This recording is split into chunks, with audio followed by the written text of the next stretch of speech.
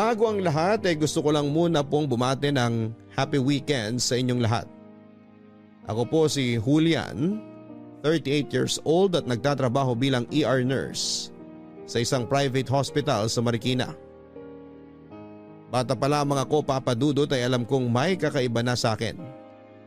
Hindi po ako straight o sa madaling sabi ay isa akong bakla. Pero hindi katulad sa mga coming of out stories ng iba. Ako po ay alam na ng mga magulang ko kung ano ako noong lumalaki pa lamang ako. Hindi ko na kinailangan magtago o magpanggap dahil tinanggap ako ng pamilya ko ng walang pag-aalinlangan. Sa kabilang banda, kabaliktaran naman ang pinagdaanan ng dati kong boyfriend na si Juno. Buong buhay niya sa loob ng 30 years ay walang ibang nakakaalam ng totoo niyang sexual orientation, kundi ako lamang, Papa Dudut. Una kong nakilala si Juno sa isang dating app. Naalala ko pa ang gamit itong profile picture noon kung saan ay mata lamang ang kita habang nakasuot ng eyeglasses. Doon pa lamang ay nabighani na ako sa mga expressive niyang mga mata. Nakipagkilala ko sa kanya, Papa Dudut, at nagsimula kami bilang magkaibigan. Tumagal ng ilang buwan bago ko nakuha ang tiwala ni Juno na ipakita sa akin ang buo niyang itsura. Gwapo si Juno, Papa Dudut, makinis, matangos ang ilong, manipis ang labi na bumagay sa mga mata niya. Sa totoo lang ay na-intimidate nga ako sa kanya dahil para siyang artista. Na-insecure ako na baka hindi ako pasok sa standards niya, kaya medyo nahiya ako sa kanya noon, Papa Dudut. Lalo na po noong siya na mismo ang nag-invite sa akin para magkita kami ng personal matapos ang ilang buwan naming pag-uusap. Sa isang bar sa Quezon City namin naisipang magkita noon, Papa Dudut. Pero dahil inunahan ako ng takot at hiya, nang mga oras na yon ay nawalan ako ng tapang para lapitan si Juno. Ang ginawa ko na lang ay pinanood ko siya mula sa malayuan habang nakikipagkilala siya sa mga bagong tao at nakikilala niya. Sa paglalim ng gabi ay nagkaroon na rin ng tama ang alak na iniinom ko. Doon lang po ako nagkaroon ng sapat na confidence para magpakita kay Juno.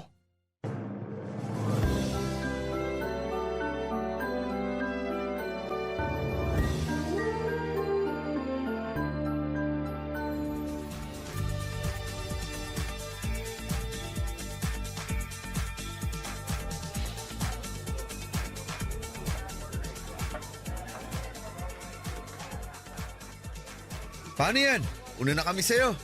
Sigurado ka ba na ayaw mong ihatid ka na lang namin? Hindi na.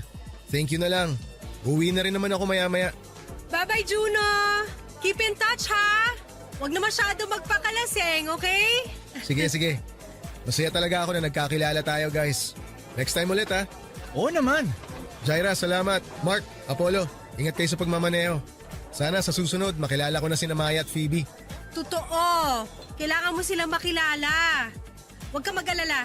I-message kita kapag lumabas ulit kami. Total friends naman na tayo sa FB eh. Okay, sige, salamat. Mag-iingat kayo. Bye! Ikaw din. Bye! Ingat ka ah. O paano? Una na kami ha.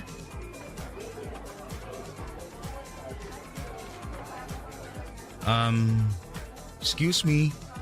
Hi. Hello? Gagamitin mo ba tong table? Sige, alis na ako para… Teka lang. Julian? Ako nga. Pasensya ka na, ngayon lang ako nagpakita. Okay lang. Wala namang problema dun. May mga na-meet naman akong bagong kaibigan habang hinihintay kita. Akala ko nga i-injanin mo ako eh. Ano ba nangyari? Bakit na-late ka? Ang totoo niyan, kanina pa ako rito sa bar. Medyo nahiya lang talaga ako magpakita sa'yo. Hinintay ko pa na gumana yung alak sa katawan ko. Bakit naman? Mukha ba akong hindi approachable? Hindi naman. Pero nakaka-intimidate ka kasi. In a good way ha? Ha? Intimidating ba ako? Paano? Eh kasi sobrang good looking mo. Nahiya ako bigla. Ikaw naman. Ngayon ka pa nahiya ilang buwan na tayo magkausap sa text at chat. Iba pa rin naman kasi sa personal. Sa chat kasi may time pa ako para makapag-isip na i-reply sa'yo. Pero kapag in person lumalabas yung pagiging awkward ko. Para ngayon. Hindi ka naman mukhang awkward eh. Pero gets kita. Iba nga talaga kapag nagkita na in person. Alam mo, hindi ka mukhang bakla. Bakit? Ano ba dapat itsura ng bakla? Hindi. Ang ibig ko sabihin, mukha kang straight. Hindi halata na bakla ka. Kanina kasi habang pinapanood kita makipag-usap sa mga nakaupo rito, yung mga galaw mo, pati ngayon na magkausap tayo, para kang totoong lalaki. Lalaki naman ako ah. Yun nga lang, lalaki din ang gusto ko. Kaya nga, nag-alangan ako kanina eh. Kasi napaisip ako kung baka na-misinterpret lang kita. Then na-realize ko na nagkakilala nga pala tayo sa dating app ng mga LGBT. Hindi pa kasi ako out kaya siguro hindi rin halata. Hindi ka pa out? Oo, hindi pa. Wala pang ibang nakakaalam. Ikaw pa lang. Talaga? Kaya pala, natagalan bago ka nag-send sa akin ng picture na kita buong mukha mo. Nag-iingat lang din. Hirap na, baka mamaya magkakilala pala tayo. Eh di lagot ako. Bakit naman hindi ka pa out? Hindi ka ba matatanggap ng pamilya mo kung sakali? Hindi pa ako ready eh. Unti-unti, sinusubukan ko namang tanggapin kung ano talaga ako pero hindi ko naman minamadali.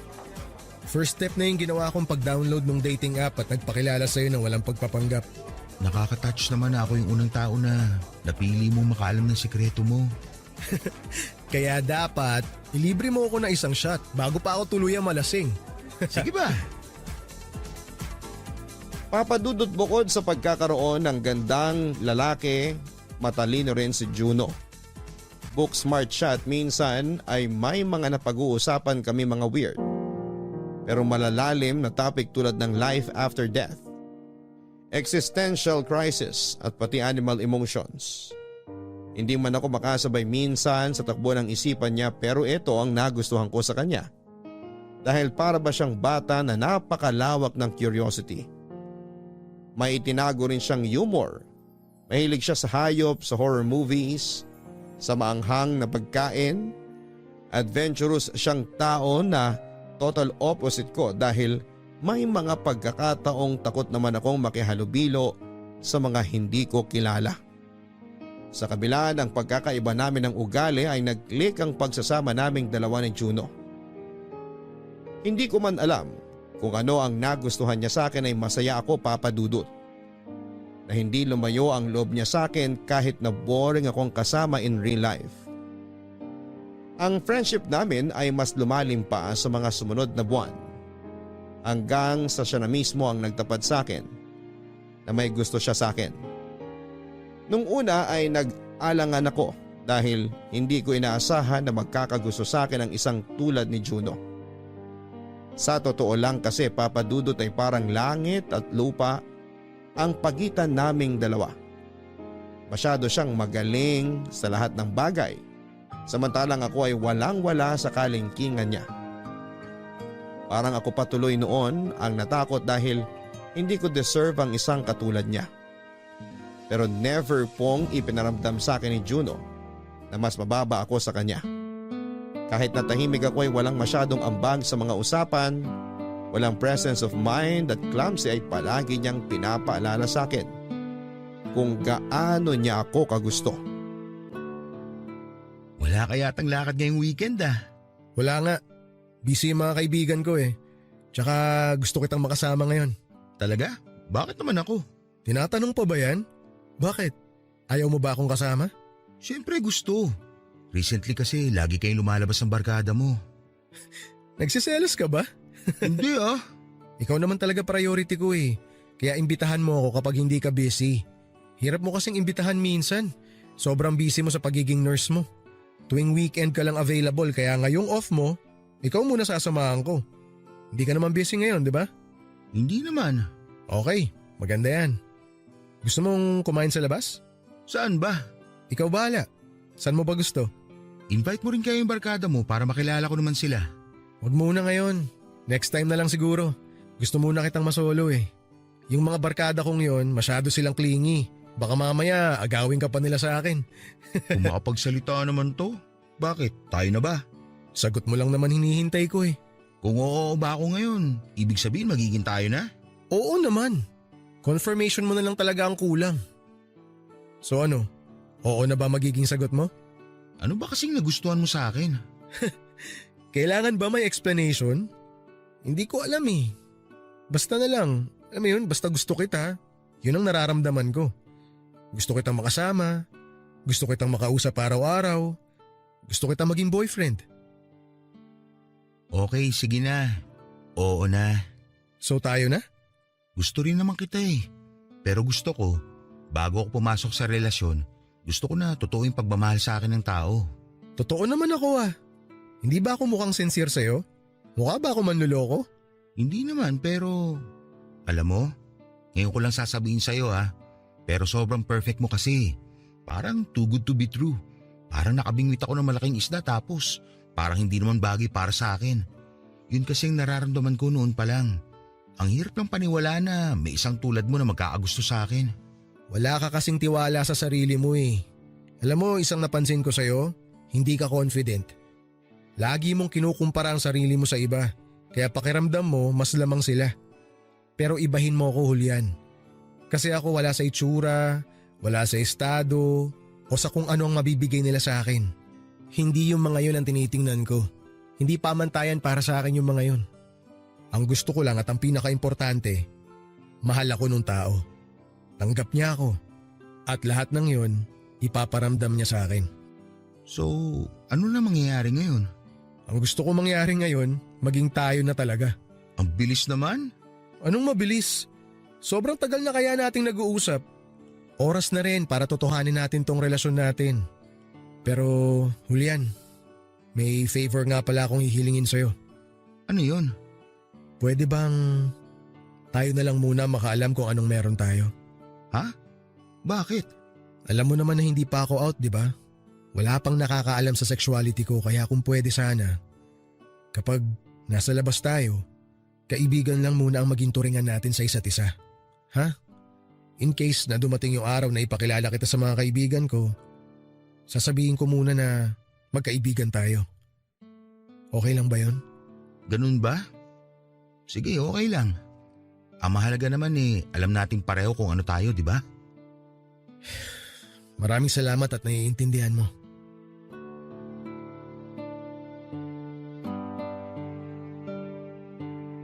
Pumayag ako na itago ang relasyon namin ni Juno, Papa Dudut. Katulad nga ng sinabi ko ay para na ako nakabingwit ng malaking isda sa katauhan ni Juno. Hindi na ako nag-inarte pa at ibinigay ko ang hiling niya, Papa Dudut. Isa pa po ay mahirap namang pilitin ng isang tao na hindi pa ready na umamin sa publiko. Basta ako ay masaya na noon na meron akong karelasyon na katulad ni Juno.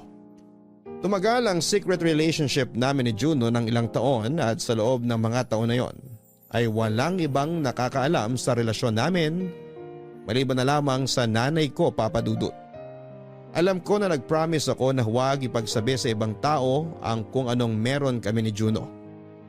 Pero sa pagtagal ng panahon ay mahirap din palang pumasok sa isang relasyon na tago. Kaya noong minsang nagkaroon kami ng misunderstanding ni Juno ay kay mama ako lumapit para humingi ng advice.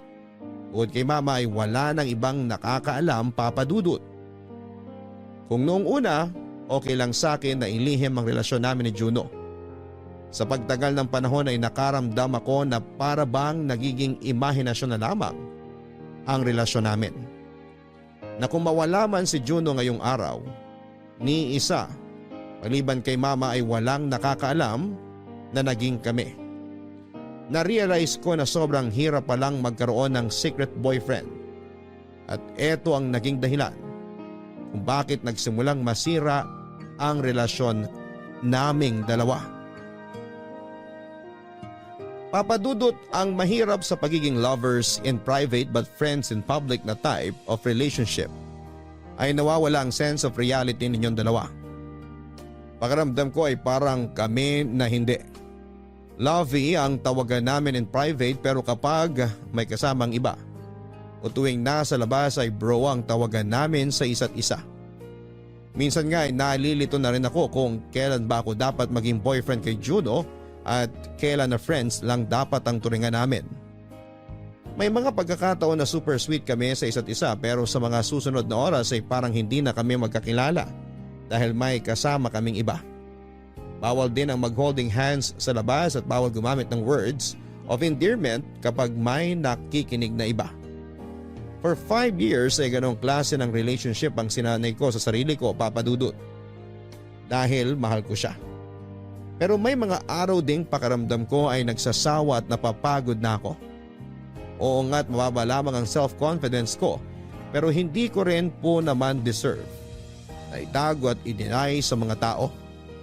Tao lang din naman ako na nagmamahal at nasasaktan. Kaya noong minsan magkaroon kami ng chance ni Juno na mag-usap ng masinsinan ay ipinaalam ko sa kanya ang totoong nararamdaman ko. Sinabi ko sa kanya na feeling ko ay na-stuck na ang relasyon namin dahil sa ginawa naming pagtatago at hindi na ito nag-grow. Ang tahimik mo yata ngayon. Wala, may iniisip lang ako. Bakit? May problema ba? Wala naman. Lovey, alam na alam ko kapag may problema ka. Isang oras na tayo magkasama rito pero puro tango ka lang tuwing nagsasalita ako. Sabihin mo na. Ano bang meron? Iniisip ko lang kung may patutunguhan ba tong relasyon natin. Ha? Bakit mo naman iniisip yan? Halos 5 years na tayong dalawa. Pero pakiramdam ko never naging official tong relasyon natin eh. Anong ibig mong sabihin? Kulang ba yung efforts ko para iparamdam sa'yo na totoong mahal kita? Hindi naman kulang. Sobra-sobra nga yung pagmamahal mo sa akin eh. O yun naman pala eh. Bakit mo nasasabi yan? Sobra-sobra nga pero limited naman. Parang sa isang araw, sa loob ng 24 hours, 5 hours lang tayo magjowa. Pagkatapos nun magkaibigan na lang. Di isa ba sa mga kaibigan mo kilala ako? Sa pamilya mo? Lovey, alam mo naman na hindi pa ako out, di ba? Alam ko, pero hanggang kailan? Forever na lang ba tayo magiging ganito? Sinusubukan ko naman eh. Gusto ko na ring mag-out pero hindi pa talaga ako ready. E paano naman ako? Boyfriend mo nga ako pero parang kabit ako kung magtago. Bawal ako makilala ng mga kaibigan mo kasi baka makahalata sila. Bawal sa pamilya mo kasi baka magduda sila.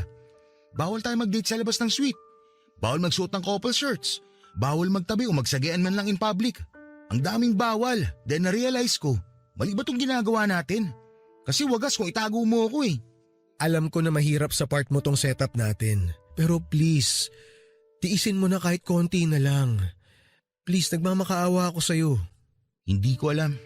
Nawawalan na rin kasi ako ng gana. Lovey, konting panahon na lang yung hinihingi ko, please. Maniwala ka sa akin, Julian. Hindi ko gustong gawin to pero sa ngayon, ito ang kailangan natin eh. Maghintay muna tayo sandali. Bakit kasi ayaw pang ipaalam sa ibang tao na bakla ka? Hindi naman kasi ganun kadali yun para sa akin eh. Bakit ako? Nagawa ko naman mag-out ng walang kahirap-hirap ah. Kasi maswerte ka dahil may mga magulang ka na mahal ka. Ako may mga magulang ako na sarado ang pag-iisip na hindi kayang tumanggap ng mga bagay na hindi normal sa nakagawian at nakalakihan nilang buhay. Ipaintindi mo sa akin baka sakali matulungan kita. Hindi, sorry, pero sa problema kong to hindi mo ako matutulungan. Naalala mo pa ba yung kapatid ko? Yung kuya mo na namatay na? Oo, siya nga. Alam mo bang namatay siyang mag-isa? Hanggang sa huling hininga niya, hindi siya pinatawad ng mga magulang namin. Alam mo kung bakit? Kasi bakla siya. Simula nung umamin siya na bakla siya, pinalaya siya sa bahay. Namuhay siya ng mag-isa. Hanggang sa dinapuan siya ng AIDS. Namatay siyang mag-isa, Julian. Dadalawa na nga lang kaming magkapatid.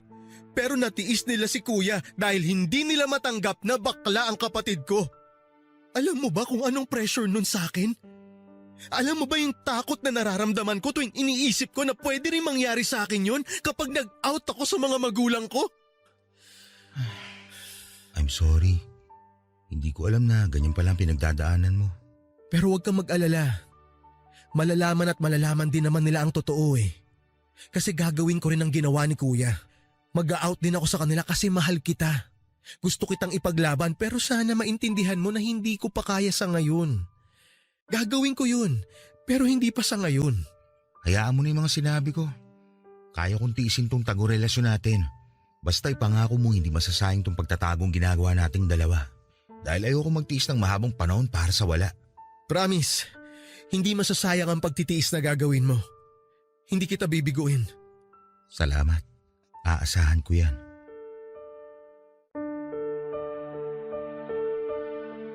Papa Dudut, wala naman akong magagawa pa kung ayaw pa talagang mag-out ni Juno. Ako na lang ulit ang umintindi. Siguro'y ganoon talagang nagagawa ng pag-ibig. Kaya mong isakripisyo ang lahat pati sarili mo para sa taong minamahal mo. Mahirap po ang naging sitwasyon namin dahil bilang tao ay gusto ko rin naman pong ipagmayabang sa lahat. Na may taong nagmamahal sa akin, na may tao akong matatawag na boyfriend ko. Kaya nga lang ay kailangan ko pang maghintay para magawa ang lahat ng yon. Ramdam ko naman, Papa Dudut, na mahal ako ni Juno, pero nang panahong yon ay mas mahal pa niya ang pamilya niya. Ayaw din kasi niyang iwan ang mga magulang niya, lalo na tumatanda na rin sila. Siya na lamang ang kaisa-isang anak na natitira para tumingin at mag-alaga sa mga magulang niya. Ang nakakalungkot lang ay ang natatanging anak na nagmamahal sa kanila ay hindi nila kayang tanggapin ang tunay na katauhan. Nakakalungkot na isipin, Papa Dudut, na may mga magulang na kayang ipagtabuyan ng mga anak nila dahil lang sa kanilang sexual orientation. Ito po ang mahirap sa pagiging bakla dahil lagi silang napagkakaitan ng kalayaan para i-express ang sarili nila, kaya naiintindihan ko po talaga si Juno. Yun nga lang, sa kabila ng open communication naming dalawa ay nagpatuloy na lumaylay ang relasyon namin ni Juno. Isa na rin po kasi sa naging rason ay nagsimula ko nang maging kaagaw ang mga barkada ni Juno sa oras, lalo na noong mga panahong yon, kung saan ay naging busy na rin ako sa trabaho. Noong anniversary namin ay nag-decide kaming lumabas ni Juno para sana mag-celebrate. Pero sa kasamaang palad ay nagkaroon ng emergency ang isa sa mga kaibigan nito, dahilan para hindi matuloy ang plano namin.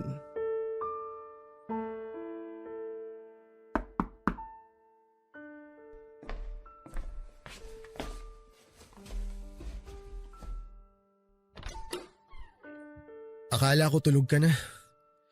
Hindi ka na kasi sumasagot sa tawag ko eh. 4:00 na ng umaga. Kagigising ko lang. Sorry. Nagising ba kita? Doon ka talaga nagsusorry? Kung nagising mo ba ako? Hindi ba dapat mag-sorry ka kasi pinaghintay mo ako kanina? 5 oras ako doon sa restaurant naghihintay sa'yo. Pinareserve ko yung para sa ating dalawa. Nakalimutan mo ba? Hindi mo ako sinipot sa date natin, Juno. Mag-e-explain ako. Pwede bang pumasok muna? Sige, pumasok ka. Salamat. Umupo ka kung gusto mo. Baka napagod ka eh.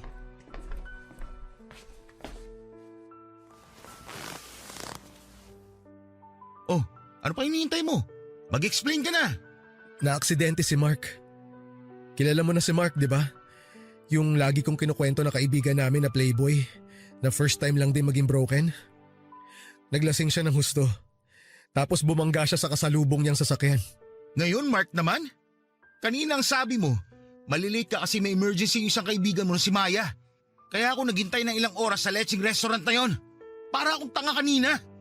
Inantay kita kasi nga kailangan mong daanan yung Maya na yon na may love problem. Tapos ngayon, isa pang kaibigan ang nangangailangan na naman ng tulong? Ano ko ba talaga nila? Kaibigan o therapist? I'm sorry. Sinubukan kitang tawagan pero hindi ka sumasagot. Hindi ako sumasagot dahil galit na galit ako sa'yo, Juno. Pinagsara na ako ng restaurant. Ni Anino mo hindi dumating. Hiyang-hiya ako kanina. Halos kainin ako ng lupa sa hiya. Emergency nga kasi yung nangyari. Siyempre kaibigan ko yung mga yun. Eh ako, ano ba ako? Sa bagay, mahal mo lang naman ako kapag tayong dalawa lang magkasama eh. Oo nga pala, sa ibang tao, kaibigan mo lang ako, hindi priority. Ano nga tawag mo ulit sa akin sa labas? Bro? Ano ka ba? Hindi totoo yan. Mahal kita magkasama man tayo o hindi. Alam mo yan. Alam ko, pero hindi ko nararamdaman eh. Lalo na ngayon, hindi ko ramdam. Sorry talaga. Dadaanan ko lang naman talaga dapat si Maya eh. Pero medyo napahaba yung usapan namin. Pagkatapos nung aalis na ako, bigla naman kaming tinawagan kasi nga na-aksidente si Mark. Muntik na siyang hindi makasurvive. Alam ko na hindi ko dapat gamitin na rason yun, pero sorry. Sorry talaga. Kamusta na si Mark? Okay naman na. Stable na siya ngayon. Bakit mo siya iniwan? Yung isa pa naming kaibigan na si Jaira ang nagbabantay sa kanya ngayon. Dumiretso agad ako rito nung dumating siya. Lovey, sorry talaga. Ano pa bang magagawa ko? Lagi naman ako umiintindi. Sorry talaga, hindi ko sinasadya. Lagi na lang sorry. Sana naman may pagbabago. Ayaw sana kitang papiliin. Pero sana sa akin o sa barkada mo, isa lang ang priority mo sa amin. Hindi mo na ako kailangan papiliin kasi ikaw ang priority ko. Kaya pala alas 4 ka na nagpaita sa akin. Emergency nga kasi yung nangyari. Eto na nga oh. Humihingi na ako ng tawad. Please, Lovey, patawarin mo na ako. Pasalamat ka, mahal kita. Babawi ako sa'yo, promise. Ganito na lang, ano kaya kung umorder tayo ng pagkain para kahit papano makapag-celebrate pa rin tayo? Wag na, magluluto na lang ako ng breakfast. Sige, tutulungan kita. Magbihis ka muna. May mga bagong laba akong damit sa kwarto. Okay, sige. Antayin mo ako ha. Magbabanding tayo habang nagluluto. Magbibihis lang ako sandali. Balikan kita agad. Dalian mo.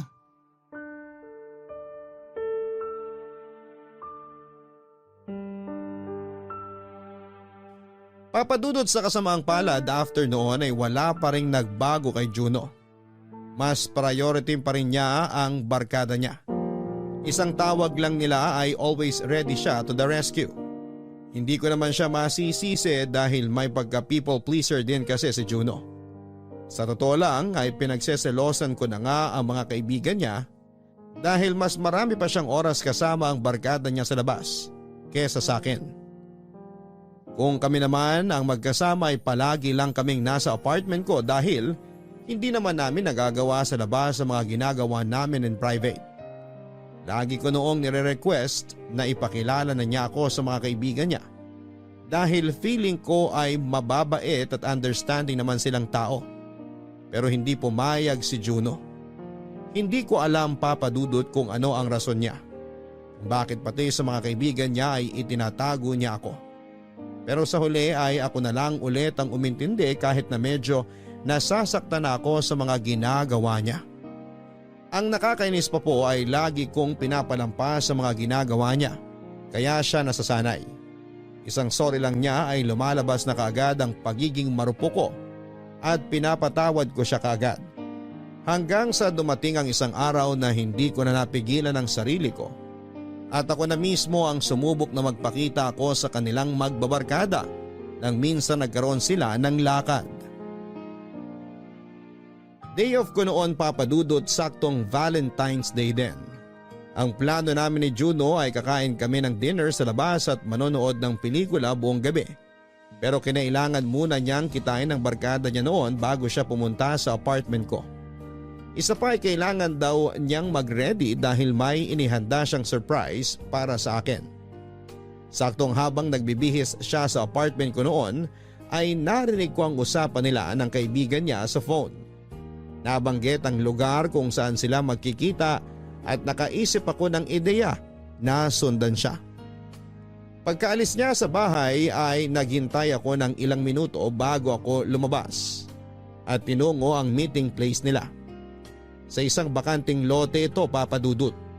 Sobrang na-curious ako noon kung ano nga ba ang gagawin nila sa isang bakanting lote sa 10 oras ng gabi sa araw mismo ng Valentine's Day.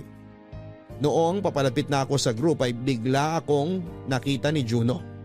Agad niya ako nilapitan at nilayo sa mga kaibigan niya para pigilan sa plano kong gawin.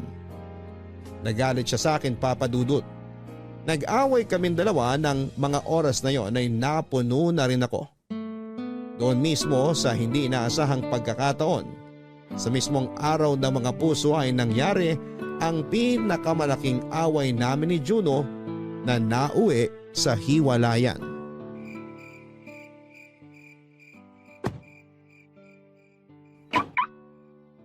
Julian? Anong ginagawa mo rito? Nandiyan ka pala. Akala ko kasama mo mga kaibigan mo. May kinuha lang ako sa sasakyan ni Mark. Hindi mo pa sinasagot yung tanong ko. Anong ginagawa mo rito? Narinig ko kasi yung usapan nyo kanina. Na-curious lang ako. Na-curious saan? Sa kung anong gagawin nyo rito. Ano ba kasi ginagawa nyo rito? May ritual ba kayong ginagawa tuwing Valentine's Day? Alam mo, bumalik ka na sa apartment, mag-ayos ka na. Pagkatapos ko rito, pupuntahan kita agad. Aalis tayo. Saglit na lang to. Nakabihis na ako. Ready na ako anytime. Hintayin na lang kita rito. Antayin mo na ako sa apartment mo, wag na dito. Dito na lang ako. Alam mo, mas maganda ko ipakilala mo na lang ako sa kanila. Total, nandito naman na yata kayong lahat eh. Julian! Hindi ka ba nakikinig sa sinasabi ko? Bakit ka sumisigaw? Ang kulit mo kasi! Bakit? Natatakot ka ba na malaman ng mga kaibigan mo na boyfriend kita? Natatakot ka na malaman nilang bakla ka? Ano bang pinagsasabi mo? Bakit mo ginagawa to ngayon? Tatanong lang ako. Seryoso ka ba talaga? Mag-aaway tayo ngayon? Ngayong araw na to? Ikaw ang nauna eh. Anong ako? Eh ikaw to nagpunta rito para imbestigahan ako. Ano ba kasi ang gagawin nyo? Hindi ko ba pwedeng malaman? Yun lang naman ang gusto ko eh. Magbabaon kami ng time capsule para sa future naming magkakaibigan. Happy ka na? Ay, sobrang happy. Sana in-inform mo kaagad ako na may special event pa pala kayo magbabarkada. Sa Valentine's Day mismo ha? Sa araw ng mga magjojowa. Okay, gets. Alis na ako. Julian naman, parang tanga oh. Parang tanga? Mas importante yung mga kaibigan mo kaysa sa akin. Tapos ako yung parang tanga? Eh di sa kanila ka na. Ibibigay na kita sa kanila. Kung mas mahalaga sila kaysa sa akin, kung mas gusto mo sila makasama kaysa sa akin, di kita pipigilan. Di sumama ka sa mga yon. Lovey, sandali lang. Huwag mo akong malavi-lavi. Araw natin dapat to eh. Para sa atin dapat to. Pero anong ginagawa mo? Iniwan mo ako sa apartment para sa kung anumang chechi-boreching meron kayo. Alam mo Juno, pagod na ako humingi ng oras sa'yo. Hindi ko dapat hinihingi yun eh. Dapat ikaw mismo ang kusa nagbibigay ng oras sa akin. Pero hindi eh. Kailangan ko pang hilingin yun. Nahawa na ako sa sarili ko, alam mo ba yun? Para akong batang naghahanap ng pagmamahal. Please, wag naman natin gawin to ngayon.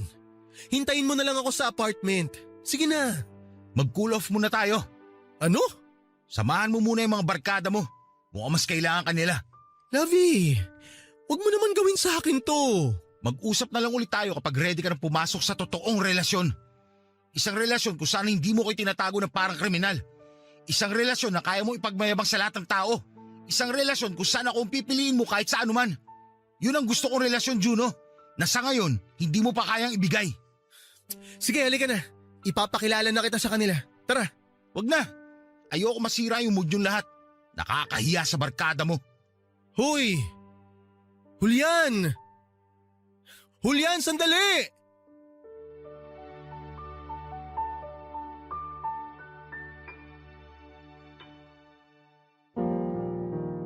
Papadudot ng gabing yon ay sunod-sunod na tawag ang ginawa ni Juno pero hindi ko siya sinagot. Pag-uwi ko ng apartment ay itinulog ko na lamang ang sama ng loob ko. Hindi rin po kasi ako makapaniwala na ako mismo ang nakipaghiwalay kay Juno.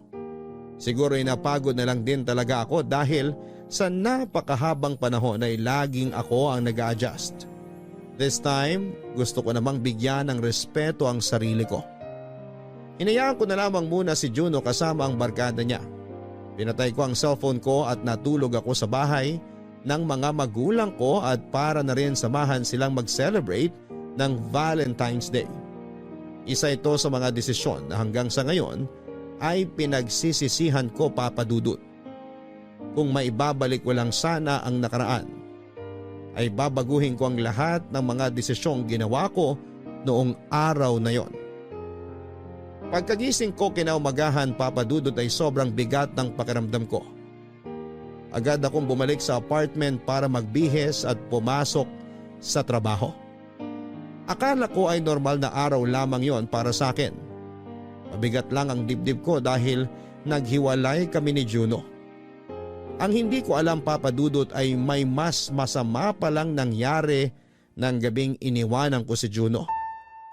Pagpasok ko sa ospital kung saan ako nagtatrabaho ay nakita ko doon ang mga kaibigan ni Juno. Maga ang mga mata nila dahil sa pag-iyak. Nilapitan ko ang pinakapamilyar sa kanilang lahat, si Maya, para alamin kung anong ginagawa nila sa ospital. Hi. Good morning. Ikaw yung kaibigan ni Juno, di ba?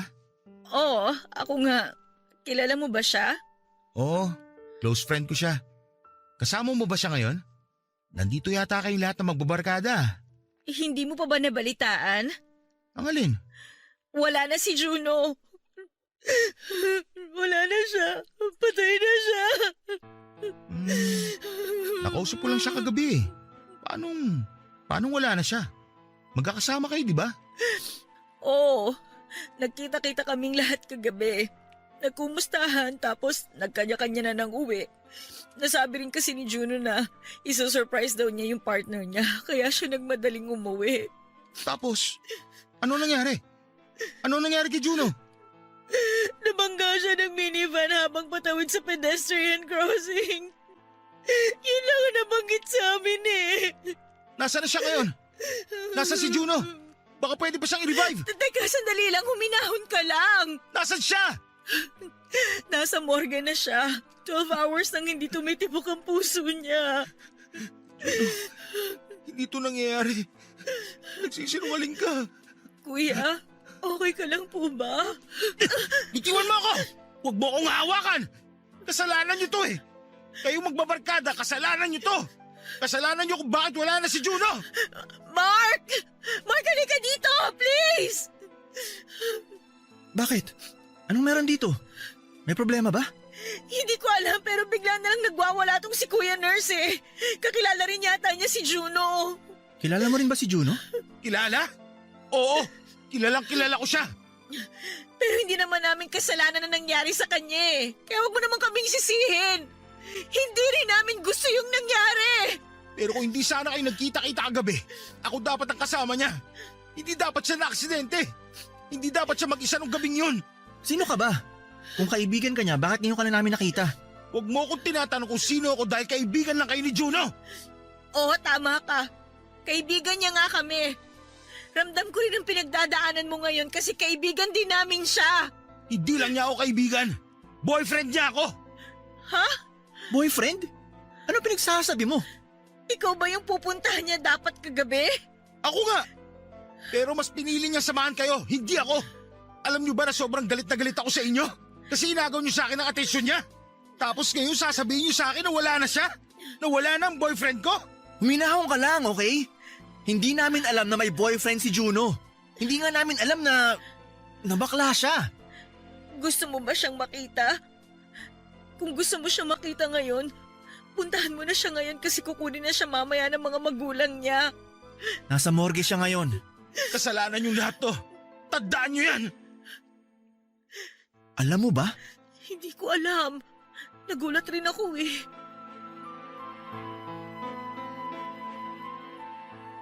Papadudot dala ng emosyon ay nasabi ko ang katotohanan sa barkada ni Juno. Wala din naman ang rason para itago ito dahil patay na si Juno. Ayon sa kanyang death certificate ay namatay si Juno dahil sa internal bleeding at brain injury. Sinubukan pa siyang i-revive ng mga doktor sa ospital pero hindi na siya nakasurvive. Samantala ay mabilis din namang nahuli ng mga pulis ang nakabundol kay Juno pero agad din po itong nakapagpiyansa matapos makipagsettle sa pamilya ni Juno. Pagkatapos ng araw na yon ay pinilit kong tapusin ang trabaho ko kahit na hindi na ako makapag-focus sa ginagawa ko, Papadudot. Bigla na lang namanhid ang katawan ko. Wala nang pumasok na impormasyon sa utak ko ng araw na yon. Ang tanging tumatakbo na lamang sa isipan ko ay kung paano ko inaway si Juno ng gabing yon. Sobrang laki po ng pagsisisi ko na sinaktan ko siya ilang oras bago siya bawian ng buhay. Sobrang hirap sa part ko, Papadudot, na ang huling alaala namin sa isa't isa ay tampuhan at hindi pagkakaintindihan. Kung kailan ako sumabog ay saka naman nangyari ang bagay na yon.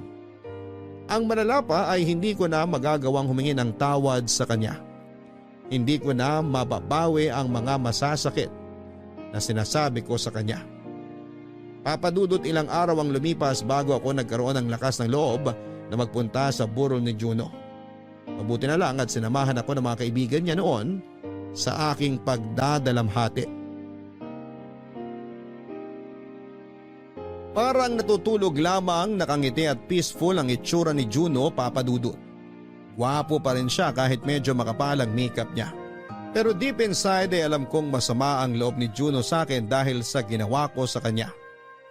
Kung sana lang ay inabaan ko ang pasensya ko, kung sana lang ay hindi ako nagpadala sa selos.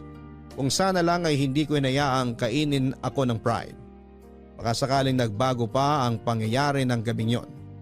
Kasi wala na po akong magagawa dahil nangyari na ang nangyari.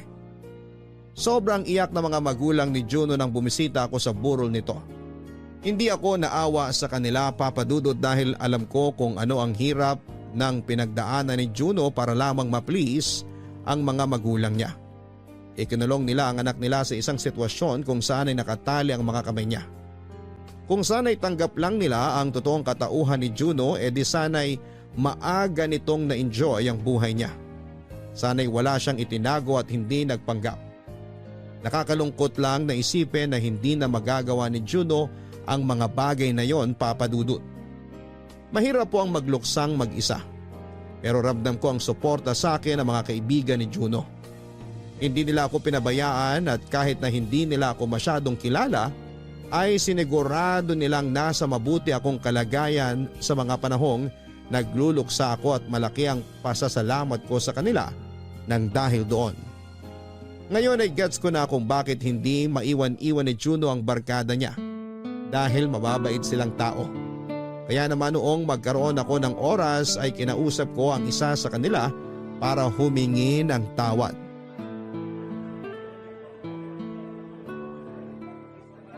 Sorry kung naabala kita. Hindi naman. Maaga akong natapos sa trabaho kaya marami akong time ngayon. Jaira, tama ba? Oo, ikaw naman si Julian? Ako nga. Nasabi sa akin ni Maya at Mark na ikaw daw ang boyfriend ni Juno. Sorry pala nung araw na yon. Sobrang nadala lang talaga ako ng emosyon kaya kung ano na nasabi ko.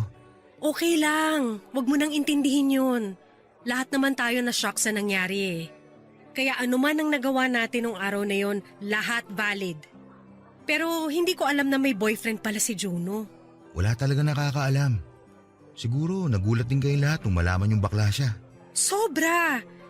Pero at the same time, nag-guilty rin kami kasi sa tagal ng pagkakaibigan namin, hindi kami aware sa totoo niyang sexuality. Ayaw niya talagang ipaalam. Ako lang siguro ang taong nakakaalam ng sikreto niya. Matagal na ba kayong dalawa? 5 years na kami. Talaga? Matagal na pala at never naming nalaman. Ang galing ni Juno magtago, ha?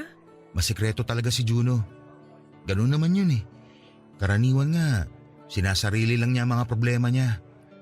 Gusto kasi niya na siya mismo magbibigay ng mga solusyon sa mga problema niya sa buhay. Sobrang selfless niyang tao. Sinabi mo pa. Alam mo ba na siya ang takbuhan namin pagdating sa love problem? Ang hindi namin alam, maging siya pala may sarili ding problema. Kung nag-open lang sana siya sa amin, hindi kami nagigilty ng ganito ngayon. Yun nga ang hindi maganda sa kanya eh. Palagi niyang inuuna ang problema ng iba kesa sa sarili niyang problema. Yun ang hindi ko na-realize. Na ako lang ang tanging sandalan ni Juno sa mga problema niya. Lalo na't ako lang ang pwede niyang sabihan ng mga pinagdadaanan niya. Ang tanga ko kasi eh. Pinairal ko yung pagiging sarado ng utak ko. Kung pwede lang sanang bugbugin ang sarili ko, matagal ko nang ginawa. Huwag mong sisihin ang sarili mo. Wala namang may gusto sa nangyari. Pero sana, mas napagaan ko ang loob niya bago siya namatay. Namatay na lang siya na masama ang loob dahil hiniwalayan ko siya nung time na nakipagkita siya sa inyo. Kaya pala matagal siyang nawala. Ang sabi niya sa akin, pinalitan niya yung bagay na ilalagay sana niya sa time capsule. Para saan ba kasi yung time capsule na yun? Para sa barkada namin. Para sa future namin. Tapos after 10 years, bubuksan namin yung ibinao naming time capsule para makita ang difference ng buhay namin noon at buhay namin ngayon. Anong nilagay ni Juno sa time capsule niyo? Hindi ko alam eh. Basta papel na nakatupi. Feeling ko sulat. Tapos after 10 years siya pa bubuksan? Oo, sa 2028 pa. Mas naging meaningful tuloy yung time capsule na yun dahil sa nangyari. Yun na ang memories naming magbabarkada. Mga ala-ala kung kailan buo pa kami. Mabuti nga kayo, may magandang memory. Ako kasi, yung huling memory ko sa kanya, sobrang pinagsisisihan ko talaga. Kilala naman natin si Juno. Hindi yun nagtatanim ng sama ng loob. Gets niya lahat ng nangyayari. Kaya gets din niya kung bakit nakakagawa tayo ng pagkakamali. So, ikaw pala dapat yung pupuntahan niya nung Valentine's Day?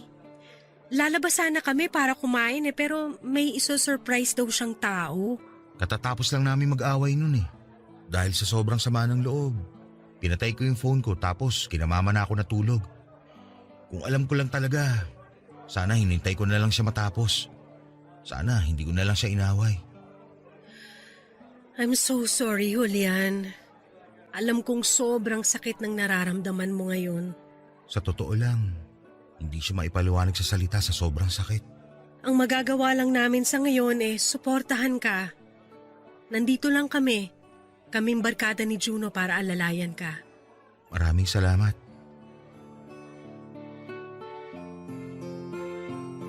Matapos ang pag-uusap namin yon ay unti-unti nang nagkalayo ang mga barkada ni Juno, Papa Dudut. Huling nakita ko silang buo ay noong libing na mismo ni Juno. Pagkatapos noon ay ilan sa kanila ang lumipad sa ibang bansa para magtrabaho at magbagong buhay. May ilang kinasal at bumuo ng sariling pamilya at ang iba naman ay nagpakalayo-layo at tumira sa probinsya. Sa kanilang 5 ay naging close ko si Jaira. Tuwing namimiss ko si Juno noon ay si Jaira ang kinakausap ko para alalahanin ang namayapa kong nobyo. Pero kalaunan ay unti-unti rin kaming lumayo sa isa't isa. Lalo na noong nagkaroon na rin ng sariling pamilya si Jaira. Understandable naman yon, Papa Dudut, dahil sa reality ay nagkakawatak-watak rin ang magbabarkada. Lalo na kapag nagkaroon na sila ng ibang priorities sa buhay. Pero after 5 years simula noong namatay si Juno, ay muling nabuo ang barkada. Umuwi sa Pinas para magbakasyon ng ilan sa kanila kaya naisip nilang magkaroon ng mini reunion.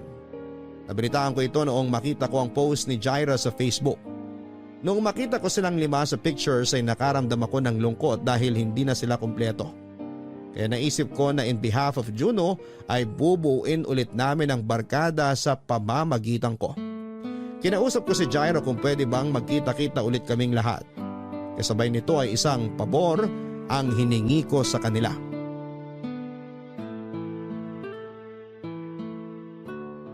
Nandito na ba ang lahat? Roll call nga tayo. Ang dating lover boy na loyal husband na ngayon, Mark. Always present. Ang bilyonaryang si Maya. Baka bilyonarya naman. Present, ma'am. Yung babaeng nagpakalayo-layo para hanapin ang sarili. Nahanap na ba niya ang sarili niya? Sorry, the old Phoebe can't come right now, but the new Phoebe is here. Taray naman ito ni ate girl. At ang Canadian citizen na si Apollo. Of course, present. Yung dating NBSB ng barkada. Hindi na po ako NBSB dahil happily married na ako ngayon. May humahagod na dyan ngayon kay Jaira. Ano, Jaira? Alam mo na ang feeling? I like that. And lastly, naaalala niyo pa ba si Julian? Ang boyfriend ng best friend ng lahat na si Juno. Oo naman, no? Ayun, so nag-request nga si Julian na kitain tayong lahat dahil may hihingin siyang favor. Julian. So, yung pabor na tinutukoy ni Jaira, alam niyo na siguro kung ano. Dahil nandito tayo ngayon sa lugar kung saan niyo ibinoon yung time capsule. Gusto ko sana mag-request na kung a-agree kayong lahat. Pwede bang hukayin na natin yung laman ng time capsule ngayon? Alam kong after 10 years ang napagkasunduan nyo. Pero sobrang tagal pa kasi nun at hanggang ngayon, hindi pa rin maalis sa isip ko kung ano yung inilagay ni Juno sa time capsule nyo. Kaya nung nakita ko kayo nabuo ulit, sinamantala ko na yung opportunity para sana mag-request sa inyo. Okay lang ba? Okay lang sa akin. Sa akin din. Ako? Hindi na ako interesado sa laman ng time capsule. Kasi hindi maganda ang memory ng bagay na nilagay ko doon. Kaya okay lang kahit ukayin nyo na ngayon. Okay lang din sa akin. Actually, hinanap na namin ni Julian kung saan natin tinago yung time capsule. Mabuti ka mo hindi natabunan kasi may mga bahay ng pinatayo rito. Kaya mabuti talaga kunin na natin ngayon bago may magpatayo ng bahay dito. Magpapatayo ata sila ng village eh. So nahukay nyo na? Oo, eto na. Julian, ikaw na magbukas. Total si Juno nakaisip nito. Sige.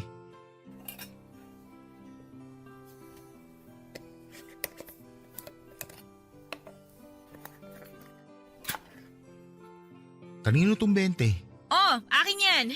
Natupad mo ba yung promise mo? Oo naman. Hindi na lang 20 ang laman ng bulsa ko ngayon. May credit card na, may debit card na, may platinum card. Lahat na ng card! Ito. Ay, yung wedding ring na yan? Akin yan. Tapon nyo na lang. Di ko na kailangan. Amin na lang, isasanla ko. Itong bracelet. Sa akin yan. Bracelet to ng girlfriend ko. Itong picture. Obviously sa'yo, Jaira. Salamat! Aba, wala nagbago sa itsura ko Then itong papel kay Juno? Sa kanya nga, yan yung sinasabi ko na last minute pinalitan ni Juno. Sa pagkakatanda ko, maglalagay siya sana ng rainbow flag Kaya pala rainbow flag! OMG! Oo nga! O ano? Anong meron dyan sa papel? Sulat. Love letter. Para sa akin.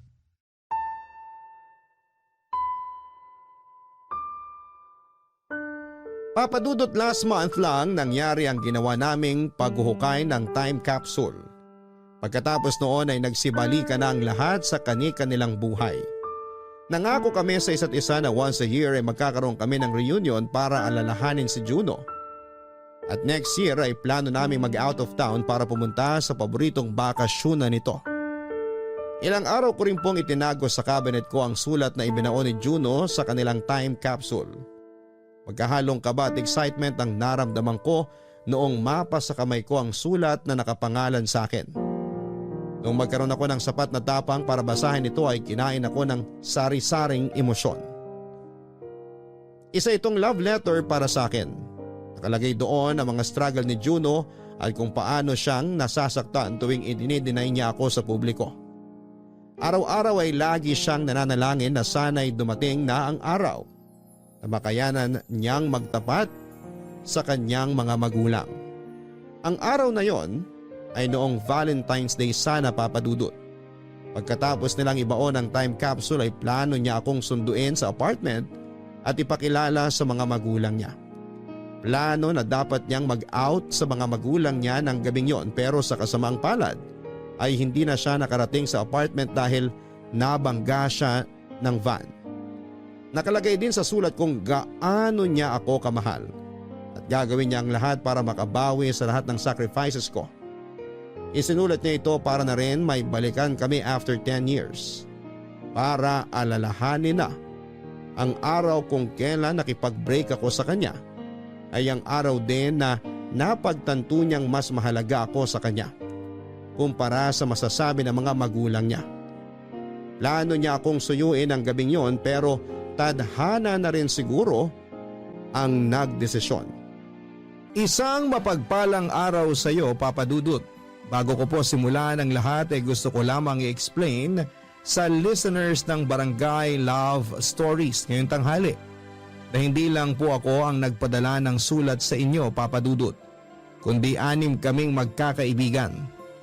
Last month lang kasi ay nabuo ulit ang barkada namin after 5 years at napagkatuwaan naming isulat ang sari-sarili naming story para na rin alalahanin ang kaibigan naming namayapa na. Nakagawian na kasi naming makinig sa inyong programa noong magkakasama pa lamang kami. Kaya naging core memory na po kayo sa aming magbabarkada. Nag-decide kaming ipadala sa inyo ang kwento namin para naman maranasan din naming mag-share ng story sa inyo, Papadudut. Tawagin niyo na lamang po ako sa pangalang Jaira. 35 years old na po ako sa ngayon at isang housewife. Magsisimula po ang kwento ko 10 years ago at kung papaano nabuo ang barkada namin. 6 po kaming magkakaibigan. Una ko nakilala ang best friend kong si Phoebe, na kababata at classmate ko mula grade school hanggang college. Sa parehong school noong college naman namin naging kaibigan si Maya, na kalaunan ay naging roommate ni Phoebe. Napasok naman sa grupo sina Mark at Apollo noong nagsimula na ako magtrabaho sa opisina. Katrabaho ko po sila na ipinakilala ko kina Phoebe at Maya noong nag-celebrate ako ng 25th birthday ko. Huling nakasali sa barkadahan namin si Juno na aksidente lamang namin noong nakilala sa isang bar. Mag-isa lamang siya noon na nakitable sa amin dahil puno na noon ang bar na yon.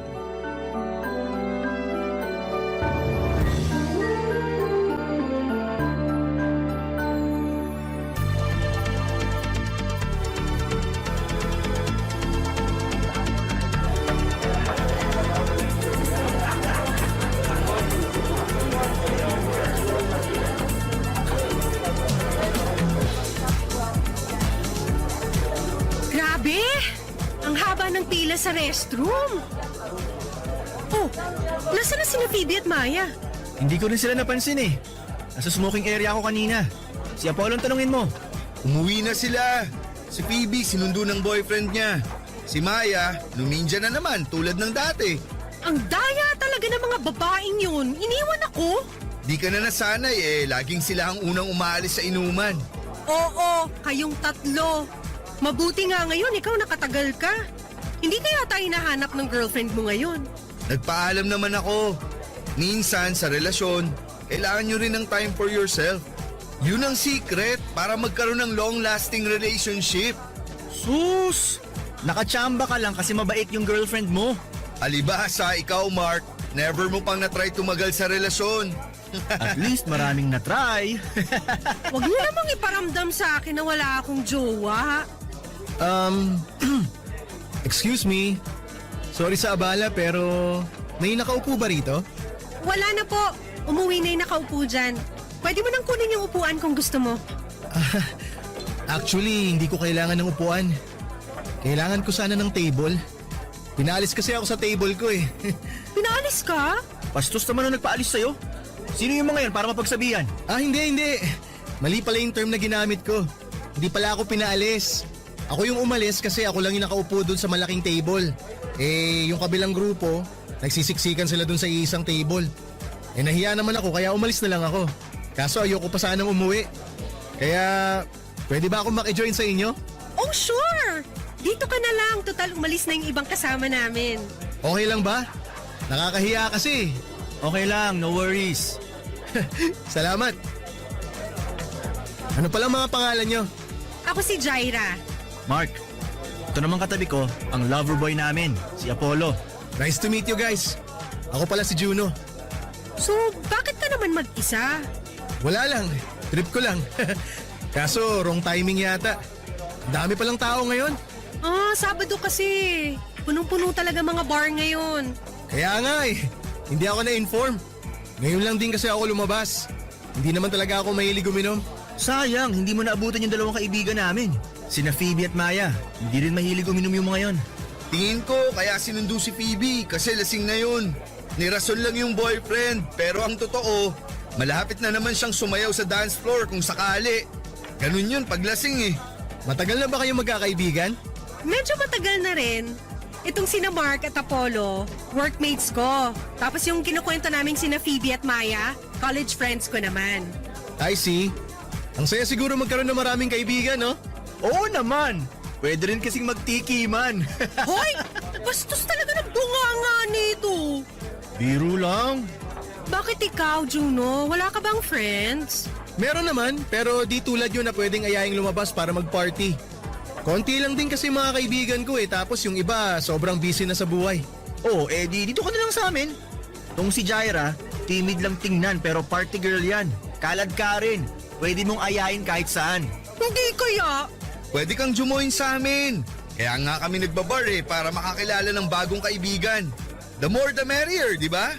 Totoo ba? Nakakatuwa naman.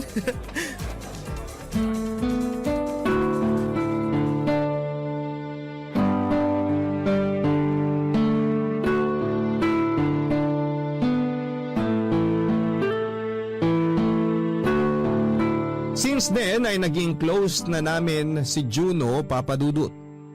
Tuwing lumalabas ang grupo namin para kumain, mag-inom or mamasyal ay lagi naming iniimbitahan si Juno. Hanggang sa tumagal ay tuluyan na rin siyang naging parte ng barkada namin. Papadudod sa isang barkadahan minsan na hindi maiiwasan na may mga taong nagkakainlaban. Ako na po ang best example noon dahil na-fall po ako sa isang kaibigan, si Mark. Pero ang feeling ko po na yon para sa kabarkada ko ay pilit ko pong itinago. Kilala kasi si Mark na babaero. Siya ang pinaka-playboy sa grupo. Hindi ko nga po alam kung may hinahabol ba siyang kota pagdating sa mga girlfriends dahil sobrang bilis niyang magpalit ng nobya.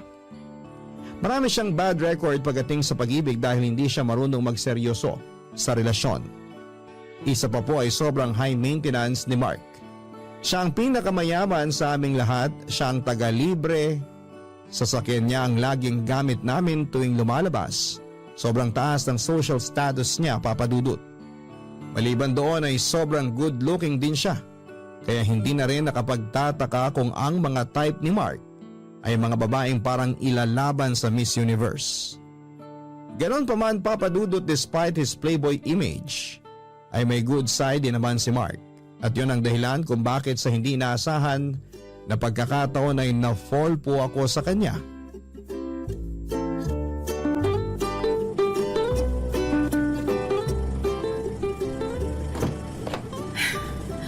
Oh, nasaan na yung iba? Nauna na sila, sumakay yung dalawa kay Apollo. Ba't ang tagal mo? Sorry, nalate ako. Okay lang. 30 minutes lang naman kami naghintay sa'yo. Sorry na, tinanghali kasi ako ng gising eh. Yan kasi. Hilig makipagpuyitan sa mga kachat. Wala akong kachat, no? Masama lang kasi pakiramdam ko. Oh, bakit? May sakit ka? May sinat. Naligo kasi ako agad kahapon kahit basa ako ng pawis. Kaya yun, nilagnat ako. Pero okay ka na. Medyo masakit katawan ko ngayon actually. Check mo dyan sa may glove compartment sa harapan mo. May pain reliever ako dyan. Ang gulo ng compartment mo, ha? Ano? May gamot ba? Eto, nakita ko na. Talagang may gamot ka rito? Parang Boy Scout ha, laging handa. Ako pa. Oh, eto tubig. Salamat. Aba, ang sweet ah. Siyempre naman. Ganto ko kaalaga sa mga kaibigan ko. Parang hindi naman. O baka ganyan ka lang talaga kaalaga sa mga babae. Ganyan ba ang trick para makabingwit ng chicks? Matanong ko lang ano pa bang nandyan sa glove compartment mo? Baka may sanitary napkin ka pa dyan ha? Sweet talaga yan. Talaga ba? Baka mamaya mabalitaan ko na lang na ikaw na pala yung girlfriend ni Mark ha? Excuse me? May sarili akong standard, no? Ouch! Taas naman ang standards mo. Ano bang ideal guy ng isang Jaira? Basta hindi chick boy, okay na ako ron. Wala ka ba talagang ni katiting na attraction kay Mark? Yung totoo ha, walang magsisinungaling. Wala. Never ako ma-attract kay Mark, no? Kala mo naman to. Di rin naman ako magkakagusto sa'yo. Good! At least nagkakaintindihan tayo. Sayang. Bagay pa naman kayo. Naku, tigilan mo ako dyan, Juno. Huwag mo akong itulad sa mga babae ni Mark na madaling mabola. Tumigil lang nga kayong dalawa. Basta ako, may love life. May love life nga, temporary lang naman. At least meron. Turuan mo naman si Jaira kung paano magka-love life. Baka sakali magkaroon na rin siya ng boyfriend sa wakas. Di ko kailangan ng boyfriend. Masaya na ako sa buhay ko. Kaya kong alagaan ang sarili ko. Woo! Di na yan magkaka-love life. Tatandang dalaga na yan. Bakit niyo ba ako pinagtitripan? Kasi nga, late ka. Pinaghintay mo kami ng 30 minutes, kaya ito napala mo. Grabe kayo sa akin. Maawa naman kayo. May sakit nga yung tao, di ba? Sabihan mo na yung iba na mag-order na sila para sa atin. Para kain na agad tayo pagdating. Sige, ako na. Tatawagan ko si na Phoebe.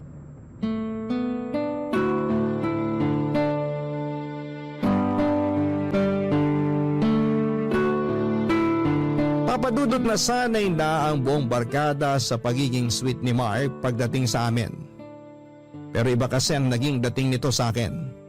Sigurado ako na karamihan sa mga kababaihan ay agree sa akin kapag sinabi kong nakaka-inlove talaga ang mga lalaking maalaga. Ang pagiging caring ng isang lalaki ang isa sa mga katangian na gusto kong meron ang magiging future boyfriend ko. At ugaling yon ay na kay Mark. Yun nga lang po, hanggang pangarap na lang siguro ang wish ko magkaroon din ng pagtingin sa akin si Mark.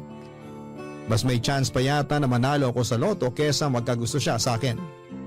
Malayo ang itsura ko sa mga tipo niyang babae at isa pa'y paulit-ulit niyang ipinamumukha sa akin na never siyang maa-attract sa akin. Totoo naman po yun, Papa Dudut, dahil kung i-compare ko ang sarili ko sa mga past girlfriends ni Mark, ay wala akong kalaban-laban. Para akong kinakalawang na bakal kumpara sa mga naging girlfriend niyang gold at diamante. Aminado ako na no boyfriend since birth po ako, Papa Dudut. Hindi kasi ako yung tipo ng babae na mahilig sumunod sa mga fashion trends. Okay na sa akin ang naka-t-shirt at jeans at hindi rin ako nagsusuot ng makeup. Wala akong arte sa katawan, walang palamuti, plain Jane ang datingan. In short ay boring po akong tao. Average girl nang ang tingnan, wala pang gandang ilalaban. Kaya sa halip na aminin ang totoo kong nararamdaman para kay Mark, ay minabuti kong solohin at itago na lang ang katotohanan. Barangay Love Stories. Barangay Love Stories. Mahigit 5 years ko pong sinolo ang feelings ko. Ganun ako kaseryoso nung sinabi kong never akong aamin kay Mark. Ang hidden feelings ko para sa kanya ay nanatiling nakatago. Sa mga nagdaang taon ay mas tumatag at lumalim pa ang samahan naming magbabarkada. As expected ay mas dumami rin ang listahan ng mga babae ni Mark. Kung si Jessica Soho ay samut-saring awards ang may pagmamalaki, si Mark ay iba't ibang babae ang may pagmamayabang. Kung may world record nga lang sa pinakamaraming ex ay baka siya po ang makakuha nito. Sa loob po ng 5 years ay ako na lang noon ang wala pang karelasyon. Pressured nga ako noon dahil tuwing lumalabas ang barkada namin ay ako lamang ang walang kapareha. Sa aming anim, si Phoebe ang unang nagkaasawa. Si Apollo naman ay proud pa rin sa kanyang long-time girlfriend. May ka-live-in na noon si Maya kasama ang nobyo nito samantalang si Juno ay may sarili na ring partner. Lagi nga akong inaasar noon ng grupo na magmadre na lamang ako kung wala akong planong maghanap ng jowa.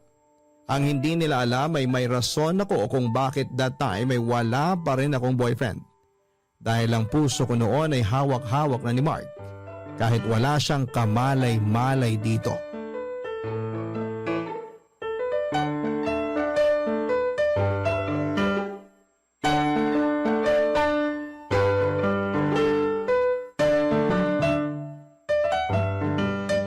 Oh, ayan na yung madre.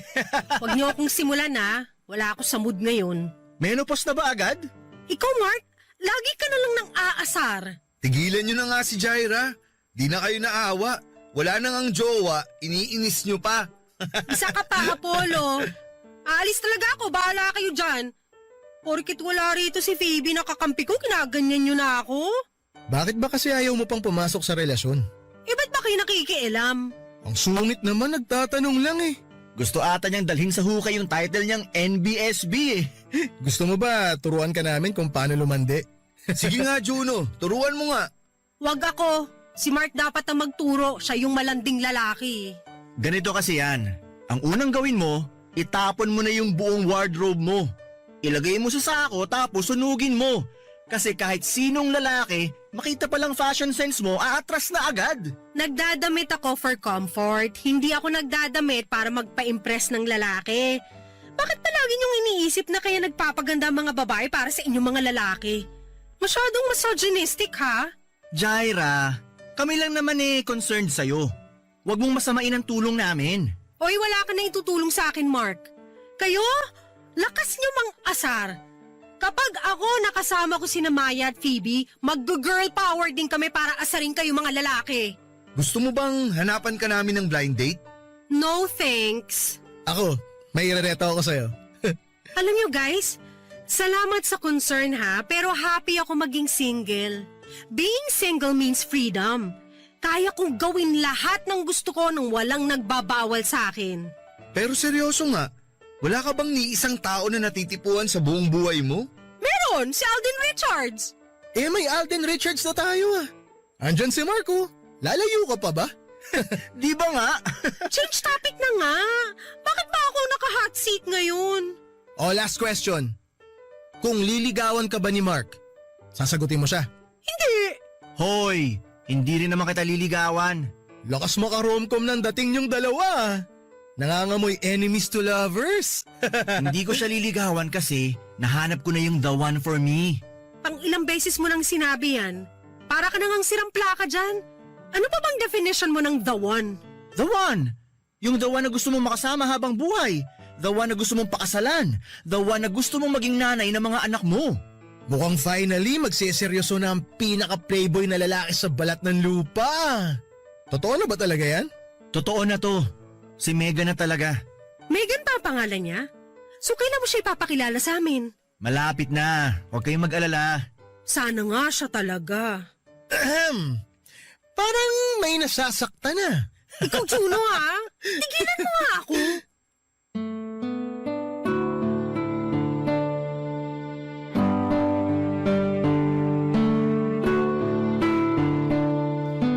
Papadudot happy rin naman ako na finally ay seryoso na si Mark sa babaeng idinidate niya. Pero magiging sinungaling ako kapag sinabi kong hindi ako nasaktan. Minsan nga ay nahihirapan na ako makisabay sa mga biruan nila dahil may mga pagkakataong medyo totoo na ang sinasabi nila. Tuwing inaasar nila ako kay Mark ay sobrang hirap magtago ng feelings. Mabuti lang talaga at nasanay na ako sa mapang-asar na ugali ng mga barkada ko. That time ay biglang nagbago si Mark. Hindi lang sa ugali kundi pati na ang mga gawain. Mula sa pagiging makulit na playboy ay para siyang naging maamong tupa. Siguro ay totoo nga na powerful ang love dahil kaya nitong baguhin ang isang tao. Papadudot nung ipakilala po sa amin ni Mark ang kanyang girlfriend na si Megan ay nakaramdam ako ng kaunting insecurity. Maganda po si Megan at agad siyang nagustuhan ng buong barkada. Naging maganda naman ang takbo ng relasyon nilang dalawa hanggang sa isang araw ay bigla na lang iniwan ni Megan si Mark. First time ko pong nakita si Mark na sobrang broken. First time lang niyang umiyak dahil sa babae at bago ito para sa amin. Bilang ako po ang parang pinakatakbuhan ng barkada tuwing problema, ay ako po ang nilapitan ni Mark for comfort. Nagsalo kami sa isang inuman kung saan ay nilabas niya sa akin ang lahat ng dinadala niyang sakit.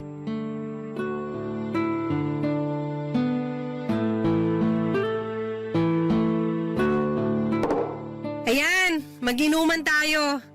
Natira yan nung nag-party tayo last time dito sa apartment. Talagang ready ka. Kung usapang broken, kailangan talaga may alak para iyak kung iyak. Hindi naman ako iiyak.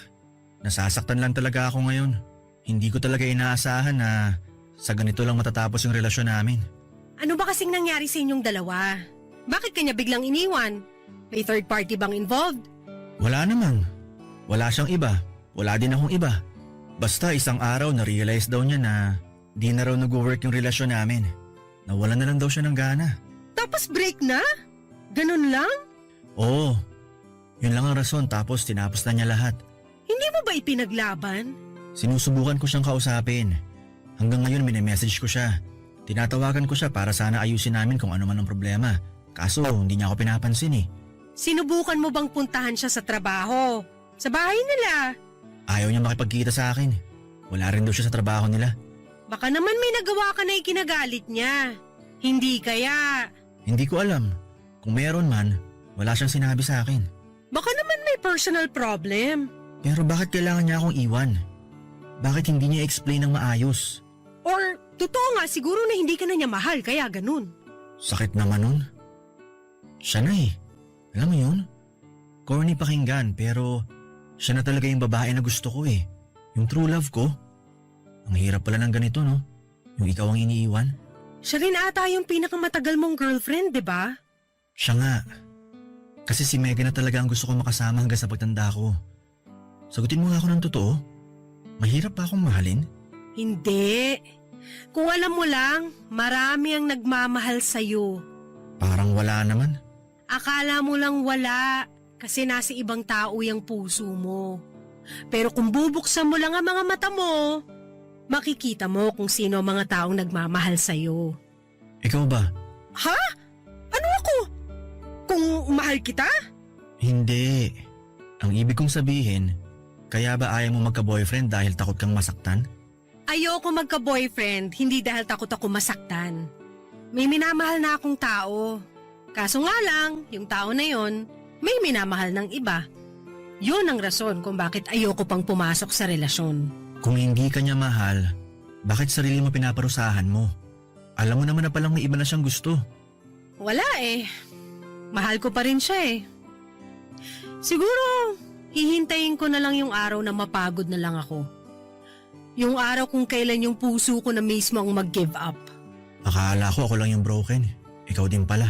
Teka, bakit sa akin na napunta yung topic? Di ba dapat problema nyo ni Megan ang pinag-uusapan natin? Ano pa bang pwedeng gawin sa problema ko? Ayaw na nung tao sa akin eh. Ilalaban ko pa ba? Kahit alam ko nang wala na talagang pag-asa? Hindi ka pa naman sure eh kung wala na talagang pag-asa. Bigyan mo muna siya siguro ng space. Tapos sumubok ka ulit. Kung mahal mo, hindi mo siya bibitawan basta-basta. Siya ang gusto mo, di ba? Kung ganon, ipaglaban mo siya. Galing mo naman pala mag-advise. Kung ganyan naman pala, sana mabigyan mo rin ng maayos na advice ang sarili mo. Huwag kang mag-alala. Kaya ko ng sarili ko.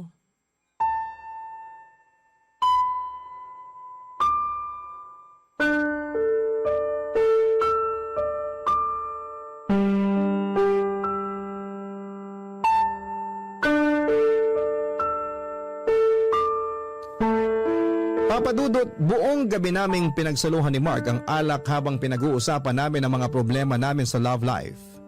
Binigyan niya ako ng mga advice habang wala siyang kamalay-malay na siya na pala ang tinutukoy kong lalaki na matagal ko nang minamahal. Nagkaroon kami ng deep talks at doon ko lang na-realize na marami din palang tinatagong personal issues si Mark, lalo na sa kanyang pamilya. Sa kabila ng pagiging happy-go-lucky nito ay marami rin pala siyang pinagdadaanan. Gusto ko sana noong tawagan pa ang iba pa naming barkada para magkakasama-sama kami. Kaso nga lang ay may trabaho naman noon si Maya. Si Phoebe naman ay nasa out of town kasama ang asawa niya, samantalang si Apollo ay binabantayan ng girlfriend niya sa ospital. Out of reach naman si Juno, Papadudut. Pagkatapos po naming mag-inuman ay nagpaalam si Mark na uuwi na, pero hindi ko siya pinayagan dahil akala kong lasing na siya. Pinilit ko siyang matulog sa apartment at akala ko noon, Papadudut, ay wala ng problema.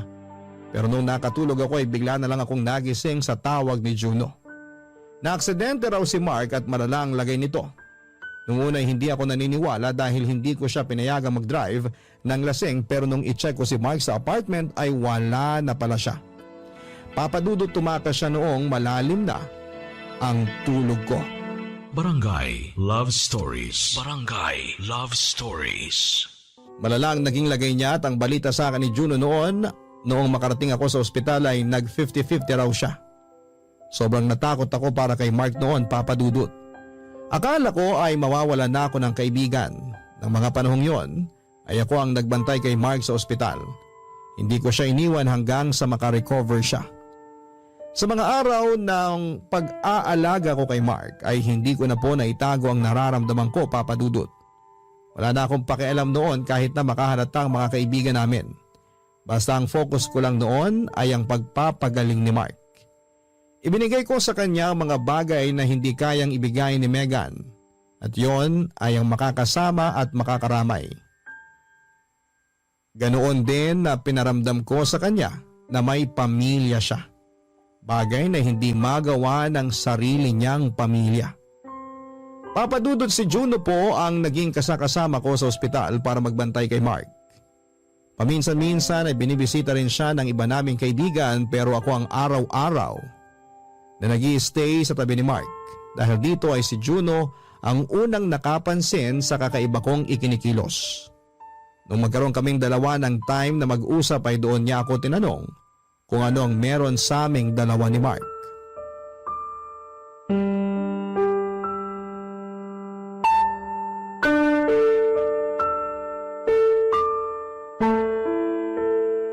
Kumusta na yung inaalagaan mo? Ayun, nagpapahinga na. Ikaw, di ka ba magpapahinga? May trabaho ka pa bukas, di ba? Uuwi na rin ako mamaya.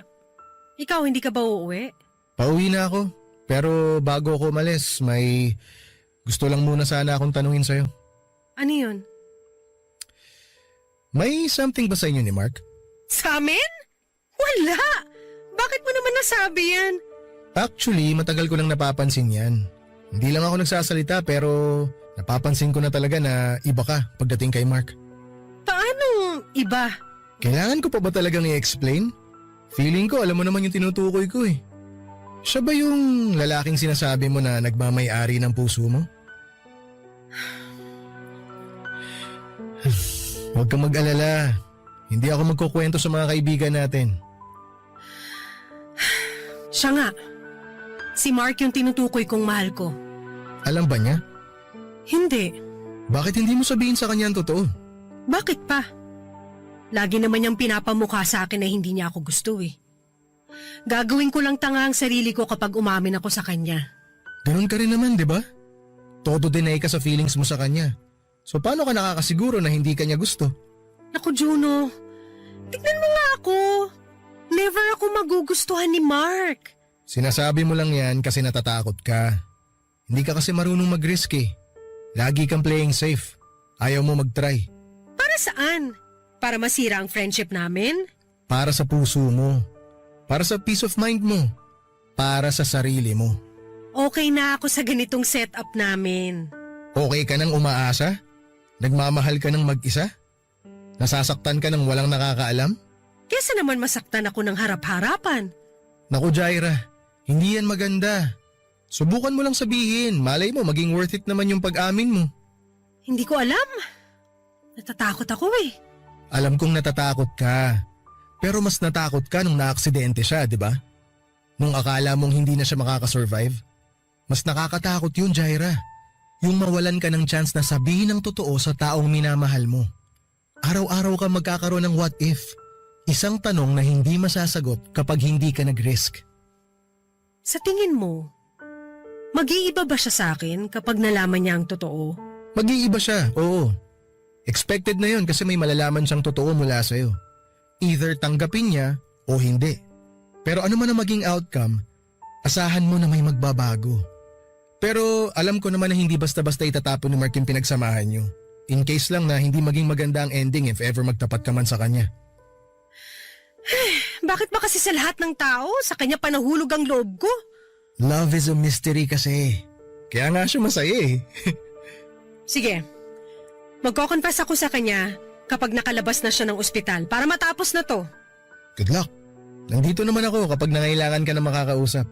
Salamat. Pero favor naman Juno, wag na lang natin tong sabihin sa iba. Ha? Sure, makakaasa ka. Tikom ang bibig ko sa sikreto nating dalawa.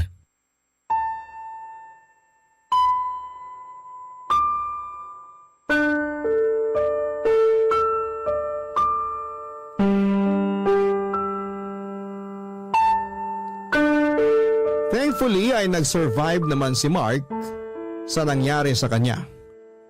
Although kinailangan pa niyang magpagaling sa ospital ng ilang weeks noon para tuluyang mag-heal ang mga sugat niya. After ng pag-uusap namin ni Juno ay nagpa siya akong sabihin na ang katotohanan kay Mark. Ilang araw ko ring binuo ang tapang sa dibdib ko noon bago ako nag-decide na kausapin ang masinsinan si Mark. Pero sa araw kung kailan naaminin ko dapat sa kanya ay bigla namang nagparamdam ang ex-girlfriend nitong si Megan. Sa biglang pagpapakita ni Megan Papadudot ay biglang nawala sa katawan ko ang courage para umamin. Biglang umurong ang lakas ko kaya sa huli ay muli akong nagtago. Katulad ng dati ay muli kong sinarile ang nararamdaman ko. Mas mabuti na yon lalo na at noong mga panahong yon. Ay parang gusto na ulit makipagbalikan ni Megan kay Mark pagkatapos nitong maaksidente. Hanggang sa dumating ang araw ng Valentine's noong 2018. Bigla po nagaya si Juno na magkikita ang buong barkada sa isang bakanting lote malapit sa kanila. Inutusan niya ang lahat na magdala ng isang bagay na nagre-represent sa current status namin noong araw na yon dahil gagawa raw kami ng time capsule na sabay-sabay naming bubuksan after 10 years.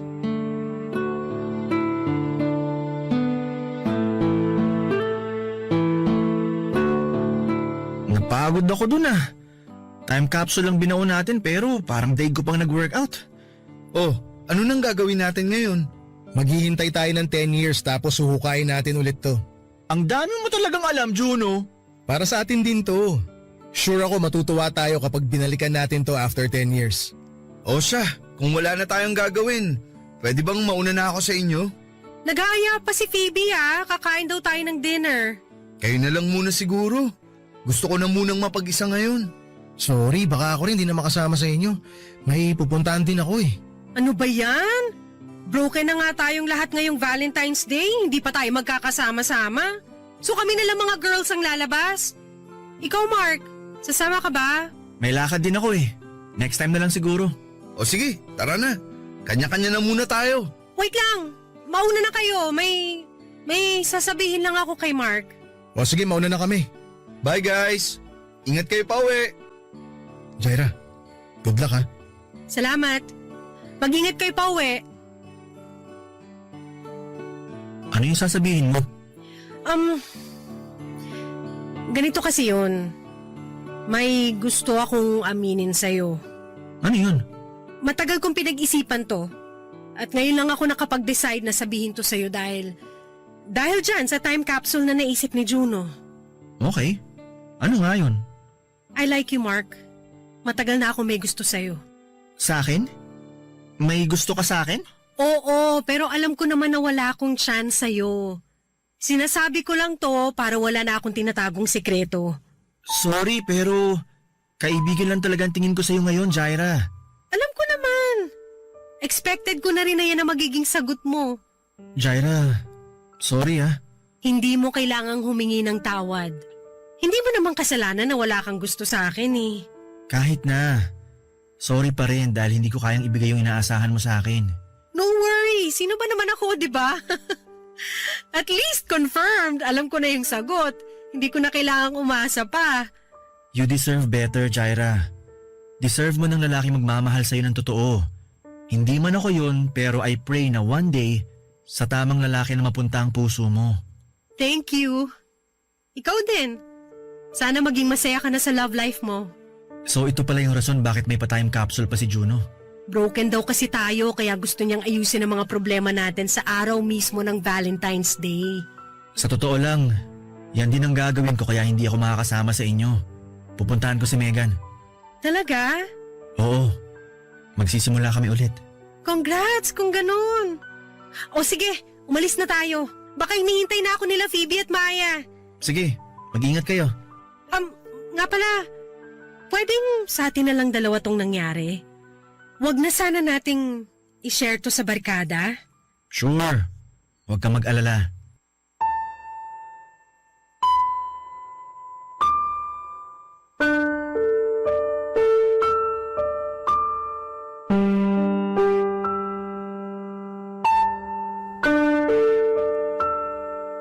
Papadudot masakit pala ang ma-friend zone. Pero at least kahit papaano ay nakahinga naman ako kasi wala na akong feelings na kailangang itago.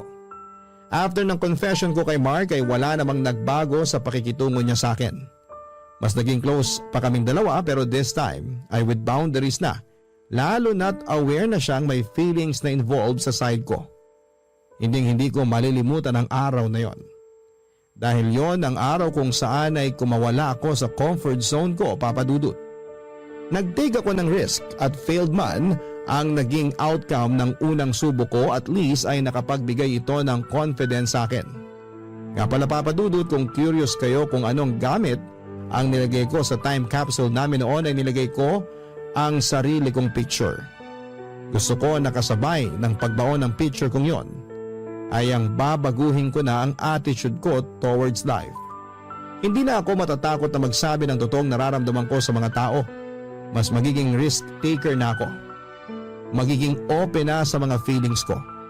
Yun po ang ginawa ko the following years at ito ang dahilan kung bakit ko nahanap ang true love ko. Sa ngayon ay isa na po kong housewife kasama ang asawa kong si James at dalawa naming anak.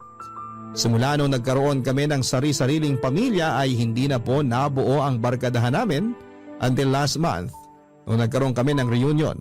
Isa sa kanila ang nag-migrate na sa ibang bansa.